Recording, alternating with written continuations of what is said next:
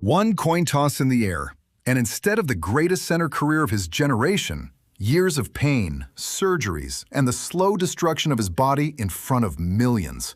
He was supposed to be drafted first overall. He wasn't. It wasn't a game that decided his fate, it was a coin. At 28 years old, at the peak of his form, his own body handed down a sentence that could not be appealed. How does a man live who was being groomed to be a legend but was made into a warning for everyone else? His life's work was taken from him not by opponents, but by his own knee.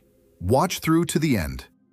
St. Louis, the late 1970s, an ordinary evening in the gym of De Smet High School. If you enjoy, just like I do, discovering the real stories behind NBA legends, their incredible highs, tragic downfalls, and the little-known facts that are rarely talked about today, be sure to subscribe to the channel. Your support helps the channel grow and makes new videos possible. Thank you. Now, let's continue. The coach had already turned off the lights in the hallway twice, hinting that it was time to wrap things up. But one person still remained on the court. A guy standing 2 meters 11 centimeters tall, with arms that seemed too long even for such a powerful frame. He was shooting free throws, over and over. The ball would swish through the hoop, bounce back, and fly upward again. No audience, no cameras, just a boy and a rim, and a stubborn, almost manic desire to make that shot automatic. At that moment, no one around had any idea that this very teenager would, a few years later, find himself literally one step away from being the first overall pick in the National Basketball Association draft.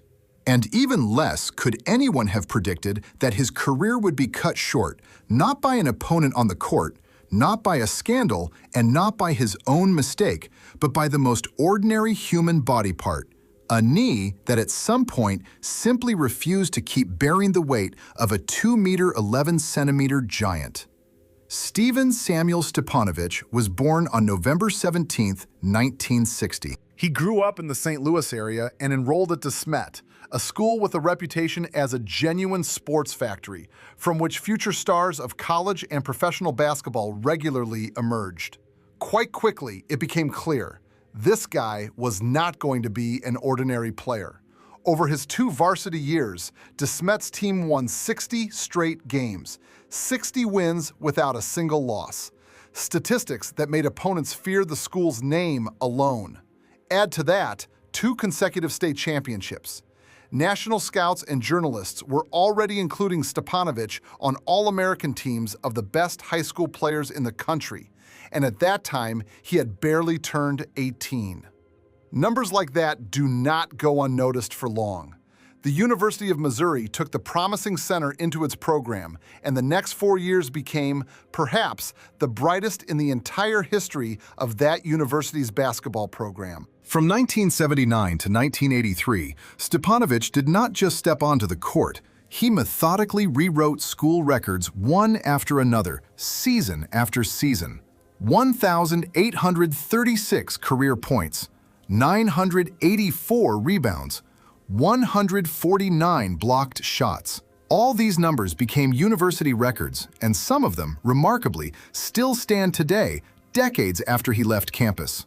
Under his rim and his leadership, the Tigers won the Big 8 conference title 4 years in a row, a rare achievement for a college team of that era. Twice, the squad reached the Sweet 16 stage of the National College Tournament, making the whole basketball country talk about them. He began his career at Missouri as the Conference Freshman of the Year and ended it as the Big 8 Player of the Year.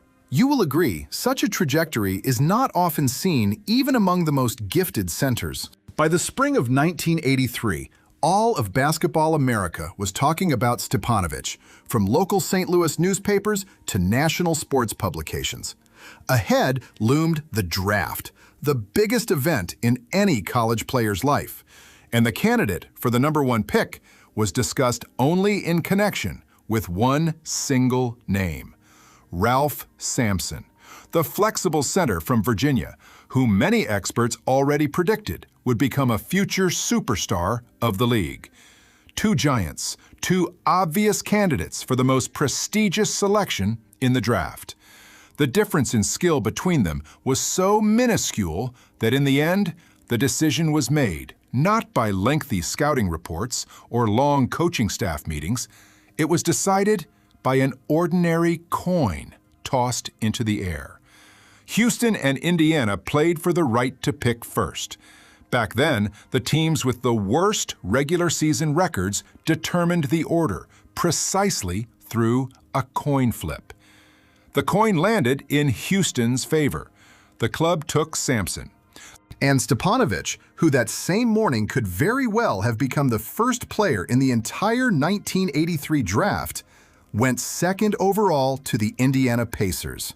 One single coin toss in the air, and two careers, starting from almost the same level, diverged into completely different paths in basketball history.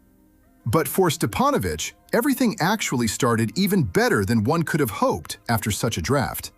Already in his rookie season, he made the All-Rookie team, an award given only to the strongest first-year players.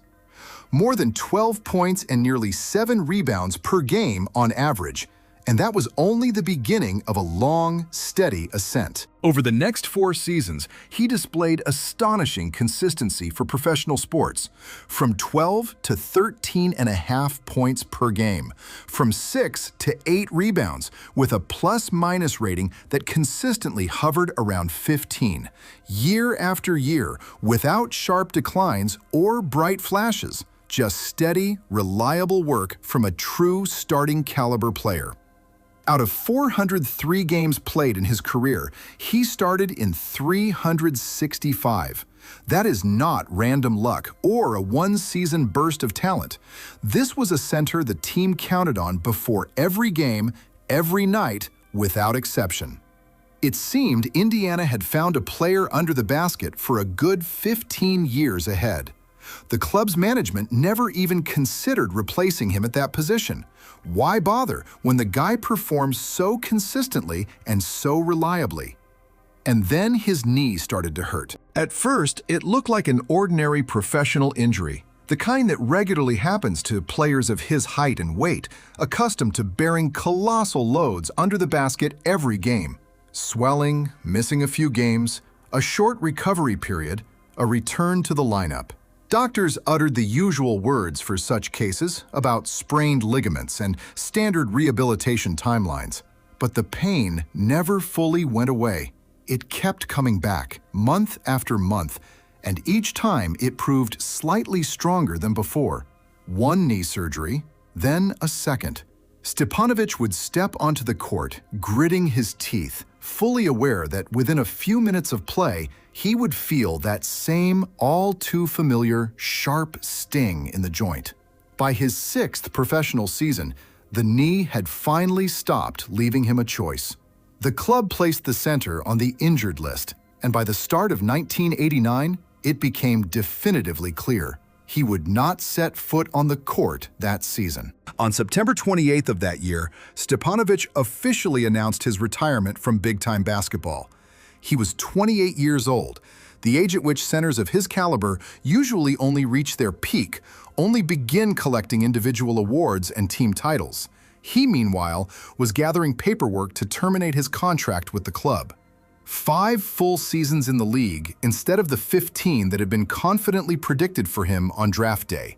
5,323 points scored, 3,131 rebounds. Solid, genuinely respectable statistics for a career cut short so early, and at the same time, a bitter, constant reminder of how many more numbers in those stats simply never had the chance to appear because of that one unfortunate injury. What followed was an entirely different life, without packed arenas, without roaring crowds, without his own name on a jersey with number 40, which, by the way, the University of Missouri did eventually raise to the rafters of its arena in his honor, thereby acknowledging the full scale of his contribution to the program's history. The knee continued to remind him of itself for many years after his career ended. In one interview Stipanovich gave decades after leaving the league, he spoke of chronic pain as something a person simply learns to live with over time, just as one learns to live with constant background noise outside the window, Annoying at first, then becoming part of the familiar environment. But outside the basketball court, he ultimately found what many former professional league stars search for over long years after retirement and never find: a stable, calm, steady family life. 6 children, 5 daughters and a son named Luke.